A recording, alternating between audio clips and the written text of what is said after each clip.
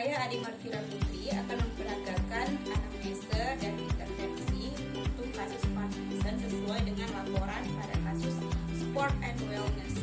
Untuk kasus lansia, maka saya mengambil contoh kasus Parkinson yang di dalamnya ada intervensi berupa Nordic walking untuk mempertahankan keseimbangan dan mengurangi risiko jantung. Di dalamnya juga ada screening pada lansia berupa screening fungsional seperti DGI dan functionality test dan tes lain. Maka selamat menyaksikan. Baiklah, sekarang kita sedang berada bersama dengan seorang pasien dengan keluhan penyakit Parkinson. Kita akan melakukan anamnesis, kemudian pemeriksaan meliputi DGI, functionality test, dan pemeriksaan lain, juga ada intervensi yang akan diberikan pada pasien. Baik Bapak, ada yang bisa saya bantu? Oh iya, banyak sekali. Tangan saya di sebelah kanan sudah lama sekali gemetaran. Oh, bentar. Ya. Ya. Kemudian Bapak ada kesulitan bicara nggak? Ada. Ini sudah berapa lama sakitnya Pak? Kira-kira 10 tahun yang lalu. 10 tahun yang lalu. Sekitar umur saya itu 58 tahun. Oh, ya. Kemarin itu pas diperiksa dokter bilang penyakit apa Pak? Oh, macam-macam gitu. Kalau kata dokter ada yang rematik, ada yang asam urat, dan ada yang bilang lemah saraf.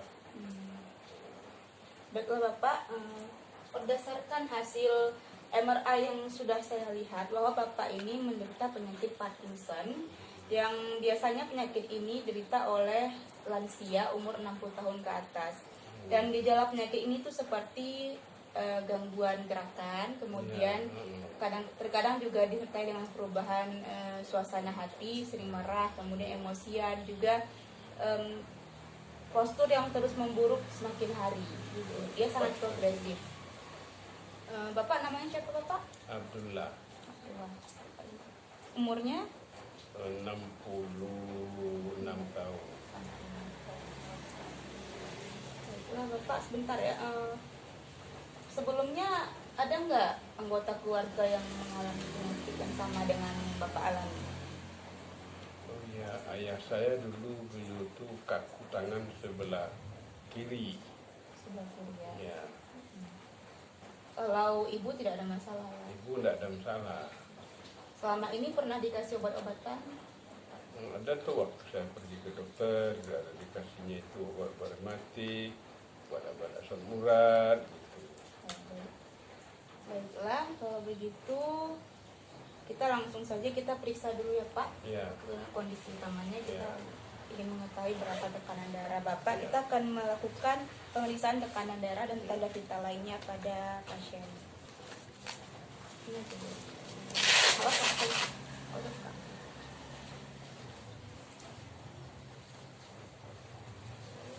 Ini tidak lancar darah saya ini. Biasanya Bapak tekanan darahnya berapa? 130 Per per 70.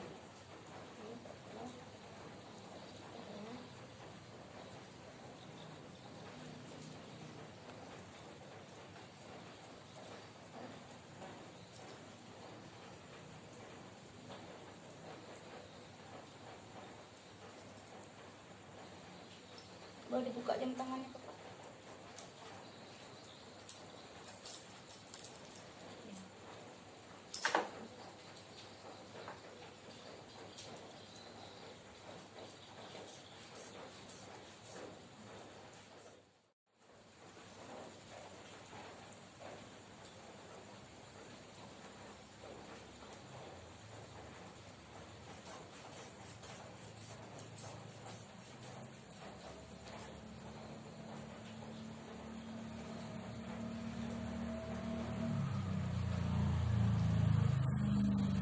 Baiklah Bapak, dari hasil pemeriksaannya normal ya.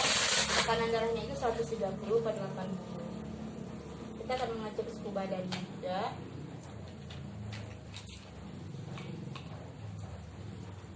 Ada Pak.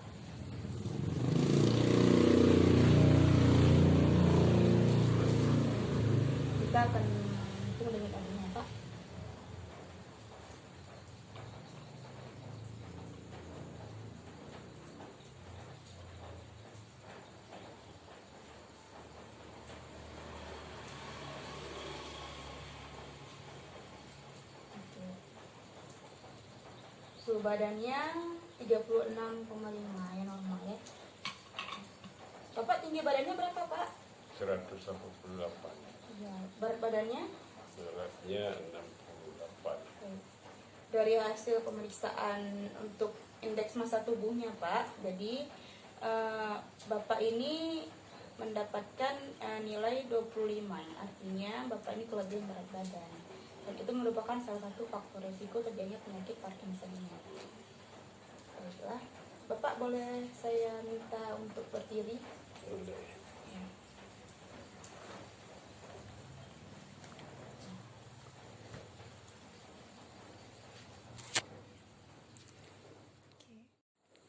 Baiklah, dari hasil inspeksinya maka terlihat bahwa pasien ini posisinya adalah sedikit kiposis, yang dimana pada hip dan knee terjadi fleksi, kemudian tangannya juga terjadi fleksi pada lengan, fleksi elbow agak 90 derajat. Kemudian pasien juga kesulitan untuk melakukan gerakan seperti mengambil sesuatu dengan susah payah. Kemudian pasien kesulitan untuk melakukan rotasi trunk. Pada pemeriksaan palpasi, kita akan mengecek apakah terjadi spasme pada otot-otot pada bagian belakang atau pada bagian trangnya, yaitu pasien kita palpasi sini. Bapak ada nyeri di sini, Pak? Ada. Iya, di sini adanya spasme pada otot erector spinae. Pak, nyerinya kalau misalnya saya kasih angka 1 sampai 10, kalau 1 tuh nyerinya sedikit, kalau 5 itu nyerinya sedang, 10 nyerinya sangat berat, kira-kira nomor berapa nyerinya tuh? Di nomor berapa?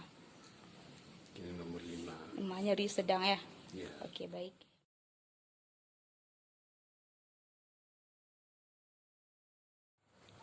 Baiklah, untuk tes khusus yang pertama yaitu saya akan mengukur keseimbangan dinamis pada pasien dengan menggunakan skala functional ridge test, di mana pasien berdiri di samping pengukurnya. Kira-kira panjang dari jarak mengukur ini adalah sekitar 1 meter. Maka pasien berada di samping pengukuran functional ridge test. Nah, sini. Kemudian satu yang harus mesti ditekankan bahwa ketika pasien melakukan gerakan atau tes functional ridge test ini, yaitu pasien dilarang untuk melakukan gerakan atau posisi dengan mengepit dinding seperti ini, coba. Ya, ini tidak boleh dilakukan karena ini akan mengganggu gerakan. Dan juga ketika pasien melakukan jangkauan kemudian terjadi gangguan keseimbangan, maka tes ini dianggap tidak valid. Artinya dia harus diulang lagi untuk mendapatkan hasil yang lebih real. Oke, baik, kita mulai saja. Untuk melakukan functional ridge test, yaitu pasien berdiri di samping dinding, kemudian perhatikan bahwa baris dari awal titik 0 dari functional ridge test ini adalah sejajar dengan metakarpal ketiga atau head of metakarpal 3, dan jarak dari atas vertikal dari pengukuran ke bawah ini adalah sekitar 1,3 meter. Nah, panjang dari pengukuran ini adalah sekitar 1 meter. Oke, untuk dimulai pada aba-aba ya, Pak, siap ya. Jangkau ya. Terus, oke, baik, tahan.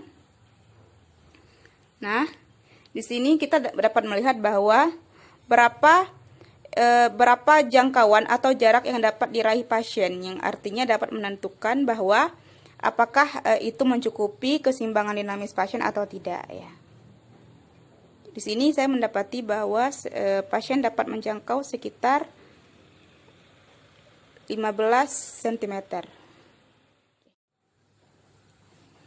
Ya, baik, di sini kita mendapati hasilnya functional ridge test pasien sebesar sekitar 24.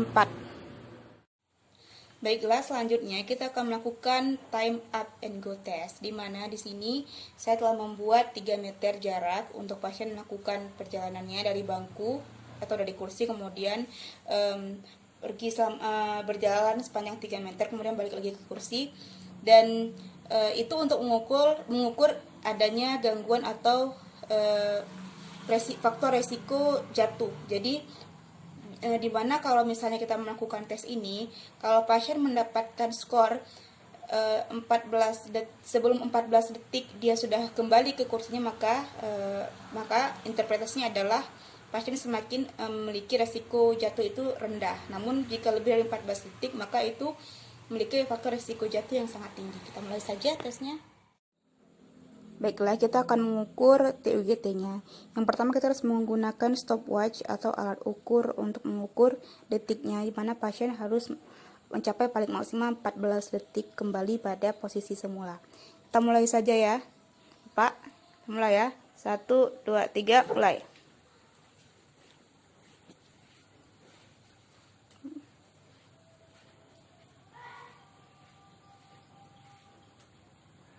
Ya.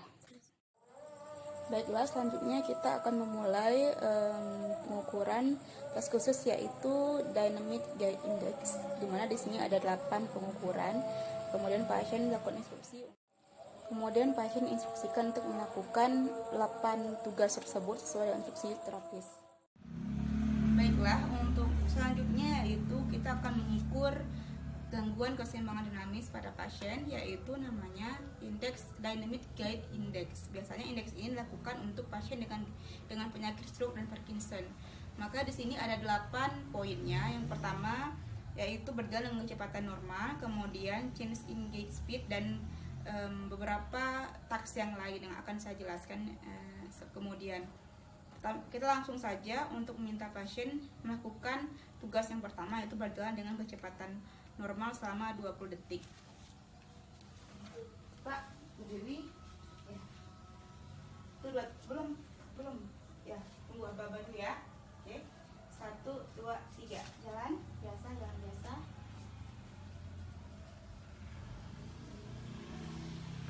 Oke, stop. Oke, stop. Matikan kit.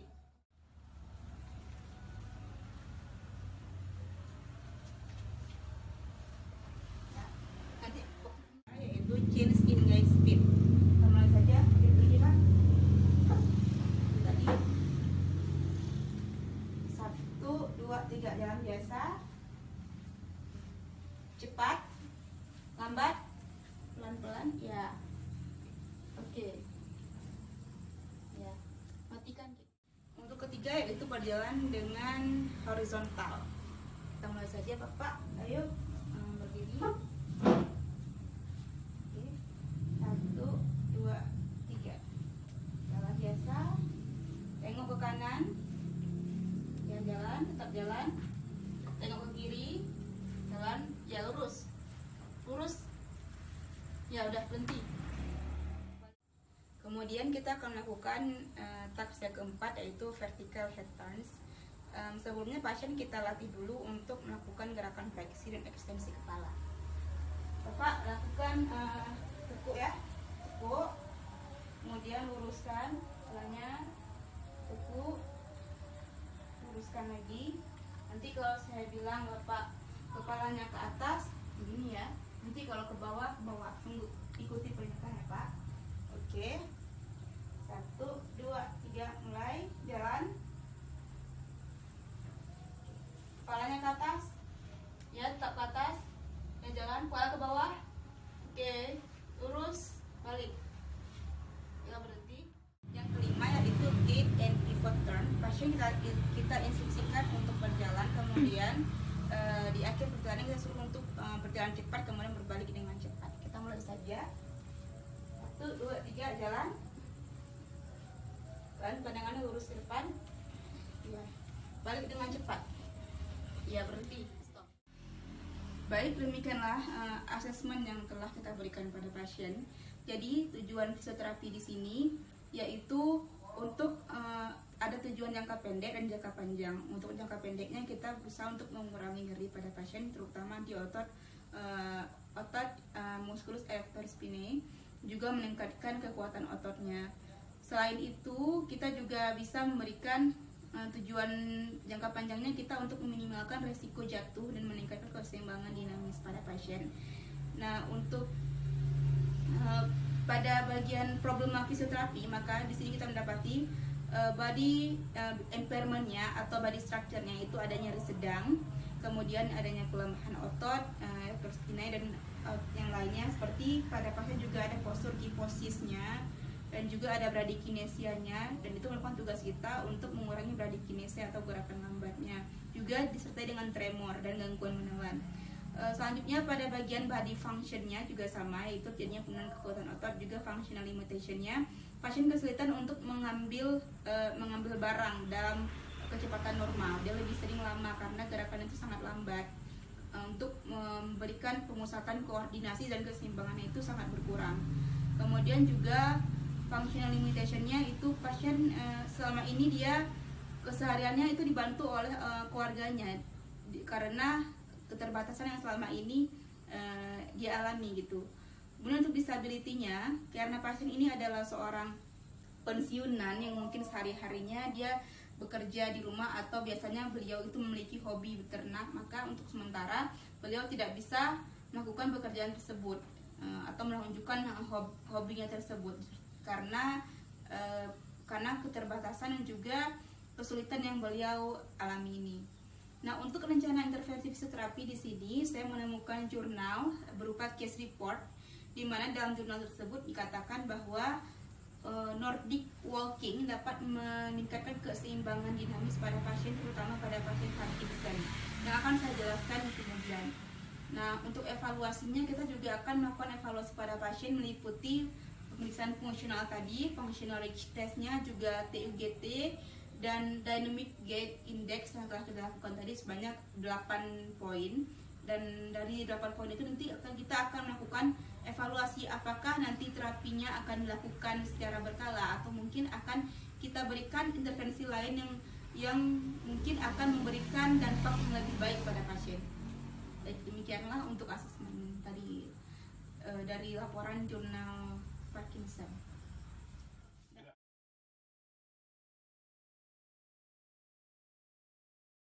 Baiklah, untuk kali ini saya akan melakukan intervensi pada pasien dengan penyakit Parkinson. Jadi menurut jurnal yang saya dapatkan, di mana jurnal tersebut mengatakan bahwa Nordic walking dapat membantu pasien dengan penyakit Parkinson untuk mencegah resiko jatuh, juga meningkatkan kebugaran pada pasien tersebut.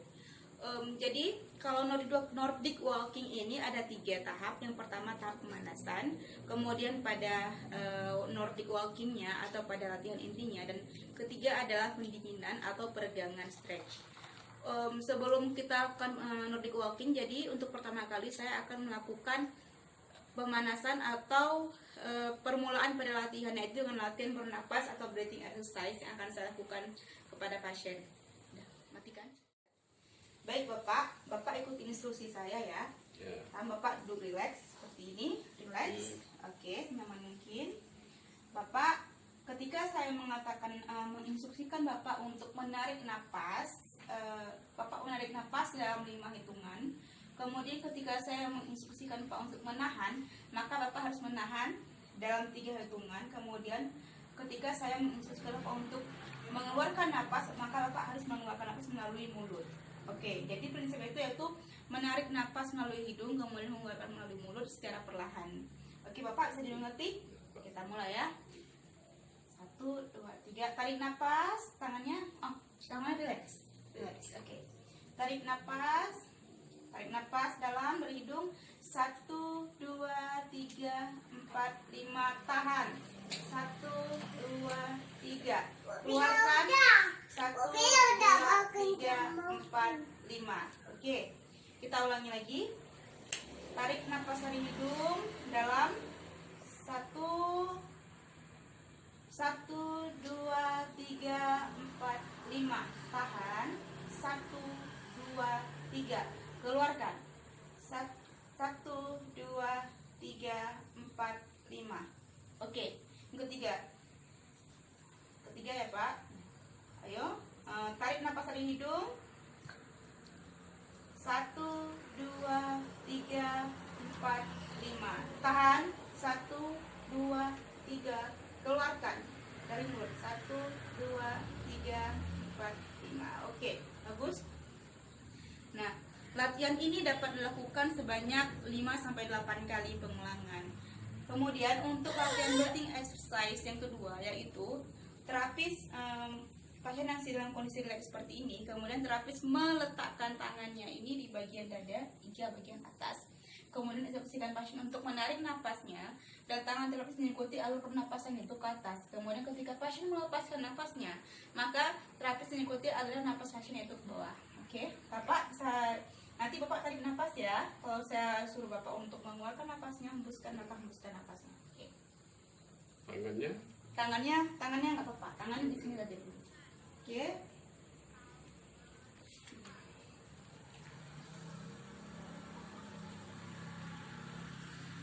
Mulai kita. Napasnya.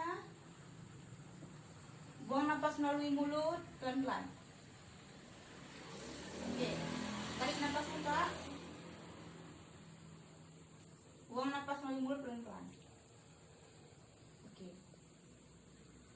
Tarik napasnya. Buang napas melalui mulut pelan-pelan.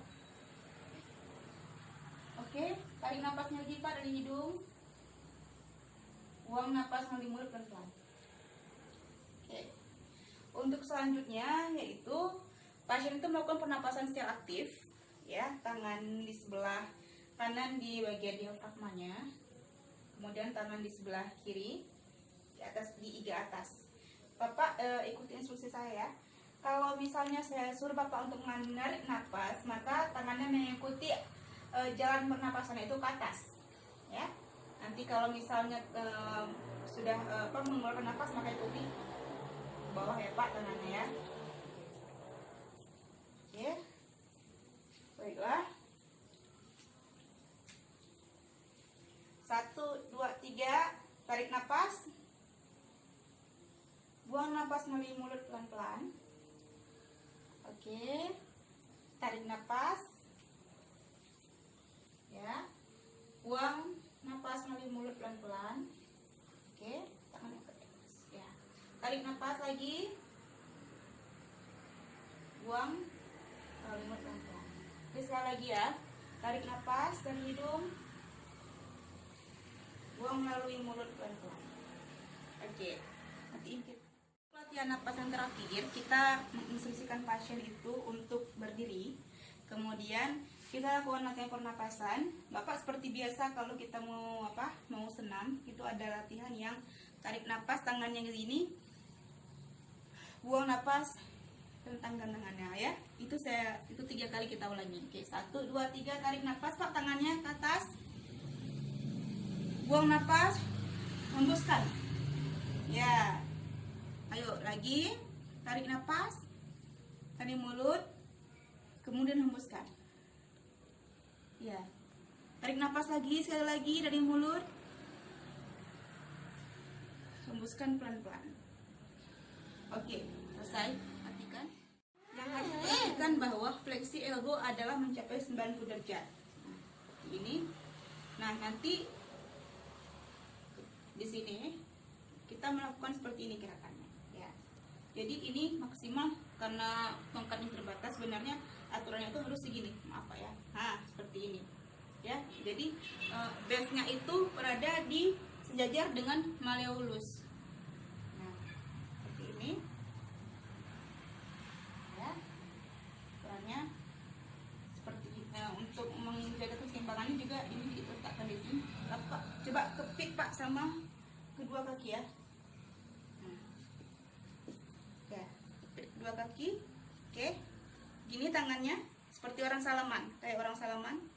Nah, sebenarnya di sini juga ada pegangannya untuk memudahkan pasien dan untuk memberikan gaya berjalan yang lebih leluasa. Namun karena keterbatasan seperti ini, semoga nanti bisa dicoba. Nah, seperti ini ya, seperti orang bersalaman. Nah, nanti letakkan lagi di sini. Ini gaya berjalan itu seperti ini. Nah, kemudian ke tengah. Ingat selalu bahwa ini nggak tegang, ini ditekuk sedikit. Nah, karena Sebenarnya ini harus yang tinggi, ini tinggi lagi, nanti bisa diukur. Nah ini aturannya yaitu bahwa sudutnya itu harus 90 derajat pada fleksi elbow. Oke, nanti untuk selanjutnya kita ada di sesi latihan intinya menggunakan Nordic walking. Pertama-tama yang harus diperhatikan bahwa posisi seperti tadi, ini seperti salaman, 90 derajat fleksi elbow. Pertama itu kita jalannya biasa santai untuk memulai. Nah, kemudian nanti kecepatan ditingkatkan sedikit demi sedikit.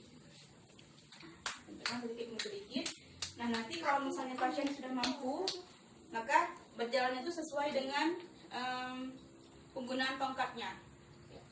Nanti berjalan nah, gitu. Kita mulai saja Pak ya. Ini pertama, Bapak jalan. Panggil adik-adik sini. Paija. Pegang aja, jangan yang Dek. jalan tapi Panggil adik dia sini. belakang aja. Ya. Sini Oke. sini lagi. 1, 2, 3 jalan. Oke. Balik. Ini stop, nggak diangkat kayak gitu juga. Yes. Nah, kayak kita bawa barang aja, biar seret nggak apa-apa. Nah, ya. Gini, coba. Nah, seret nggak apa-apa. Kayak kita bawa barang jalan. Nah, ini, oke, coba jalan biasa, ya, jalan biasa. Oke, balik, berhenti, jalan lagi, cepat, agak cepat, ya, balik lagi ke sini, jalan, agak cepat. Oke, balik, stop. Nanti lalu kita mulai menggunakan tongkatnya ya, jalan seperti tadi beriringan senyaman mungkin. 1, 2, 3 jalan. Ya, itu tongkatnya harus menyentuh tanah. Ya, balik. Pandangannya lurus ke depan. Ya, bagus. Pandangannya lurus ke depan. Balik. Oke, jalan lagi, sekali lagi.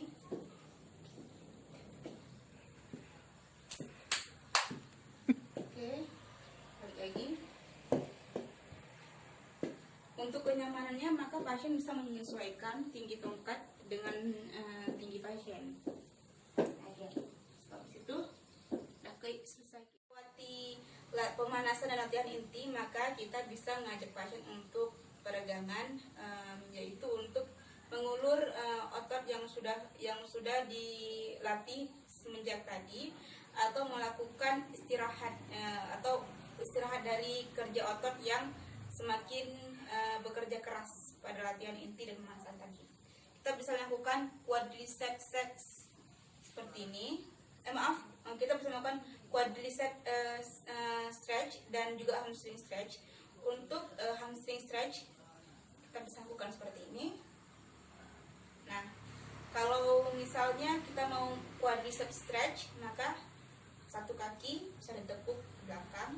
Nah, kita bisa melakukan stretch quadriceps. Nah, karena pasien adalah seorang lansia, maka untuk menjaga keseimbangan pasien agar tidak terjatuh ketika melakukan latihan peregangan, maka kita harus melakukan situasi atau conditioning dari latihan yang akan kita lakukan. Sini,